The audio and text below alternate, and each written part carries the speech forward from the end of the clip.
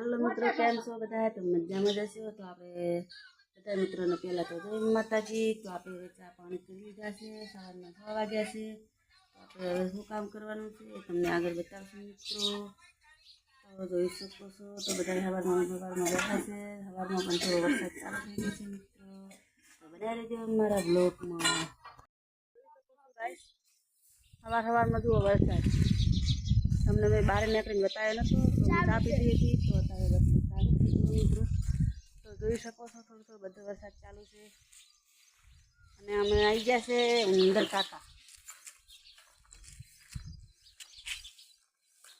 ઉંદર કાકા આવી ગયા છે, ઉંદર કાકા જોઈ શકો છો. બહુ વખો પડાવે છે મિત્રો ઉંદર.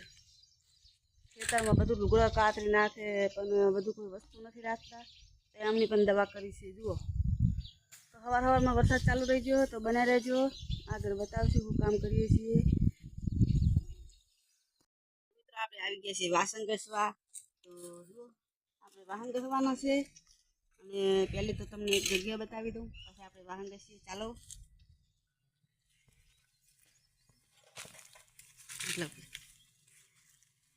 તો મિત્રો તમને ખબર હશે કે હું પહેલાં વિડીયો ત્યાં બનાવતી હતી. તો વિડીયો હું હવે પાછા બનાવતી હતી, કારણ કે મારા વિડીયો સારા ઉપડતા હતા અને વિડીયો સારા હેડતા હતા. પણ અત્યારે આપણા વિડીયો એટલા બધા ઉપડતા નથી.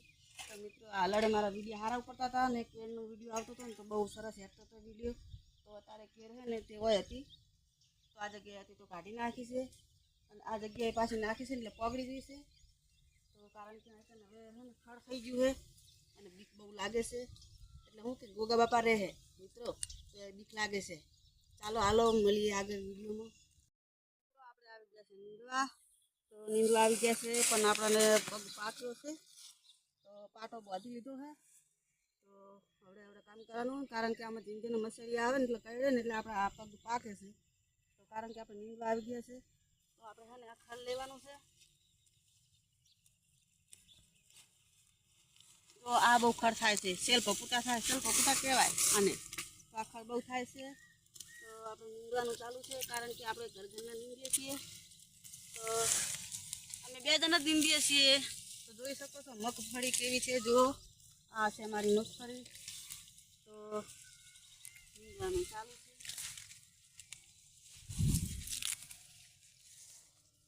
તો આ રીતના આપણે ખડ લેવાનું, મોટું મોટું લેવાનું હોય, કારણ કે આપણે મગફળી ઉખેરે ને એટલે આપણે નડે નહીં આ ખડ. એટલે પાથરા નાખવા હોય ને તો નાસ્તાનું સારું ખાવે. અને આપણે ખેતી કરવી હોય તો ખેતીમાં ખડ પાકે નહીં ને એટલે આ ખડ લેવાનું હોય. કારણ કે બીજી ખેતી કરીએ ને આપણે હવે ચણાની ખેતી કરવાની છે તો એમાં હે ને ખડ થાય નહીં. નકા બિયારણ કરે ને એટલે એનું ખડ બહુ થાય. એટલે આપણે મોટું મોટું ફળી લેવાનું છે. તો જોઈ શકો છો આ બાજુ કામ ચાલુ છે.